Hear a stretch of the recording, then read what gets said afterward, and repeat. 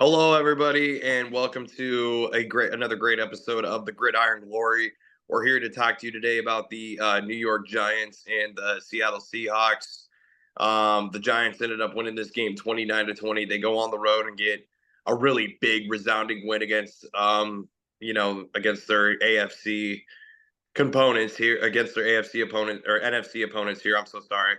Yeah, Daniel Jones, 23 of 34, 7.6 yards, two touchdowns, no picks, so a very strong performance by Daniel Jones. And then obviously they get the kick blocked at the end and are, you know, then they're able, and then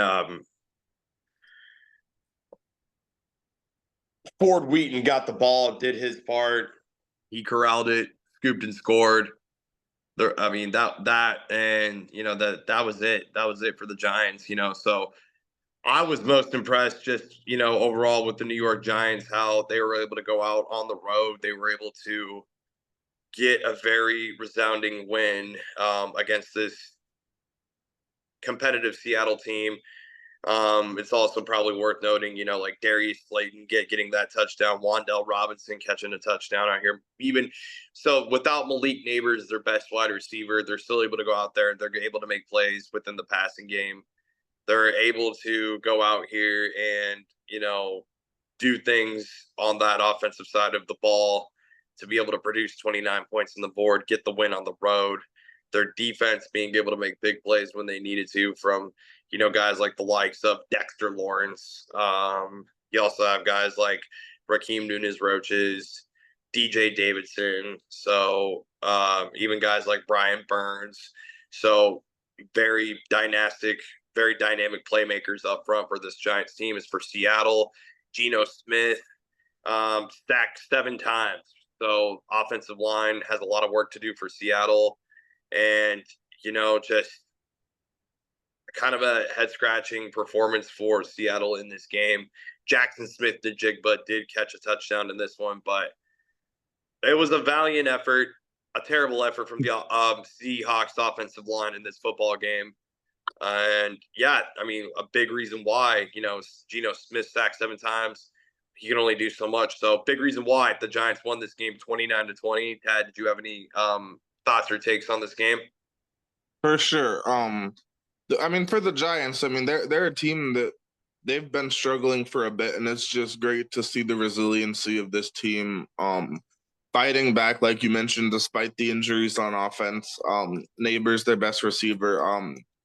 They were without Devin Singletary, their lead running back as well. So to be able to have this kind of effort for Daniel Jones, this is a win that maybe raises some hope for the Giants. There's obviously a long ways to go and a lot of decisions that the New York Giants have to make moving forward, but always good to be able to go on the road, get a win against a fairly decent football team in Seattle.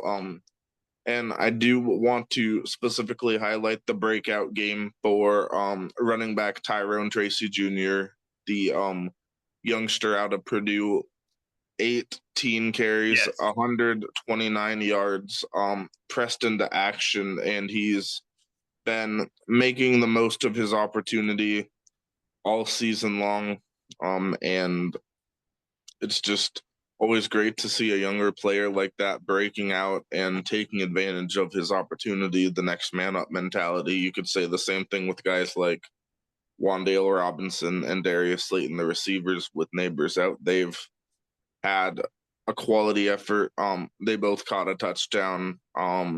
Slayton obviously had the huge statistical game. Well, Robinson, he had some shorter catches, but that's still something that you need in the league, a guy that can make plays like that, and they got that. The defense was very solid, as you mentioned. Tyler Nubin had a big game. Okereke, obviously Ford Wheaton with that touchdown off of the blocked field goal. That was massive.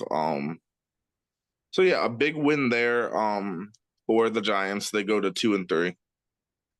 Be sure to like, subscribe, and follow. This is the Gridiron Glory podcast, where Tad and Will cover all 32 NFL teams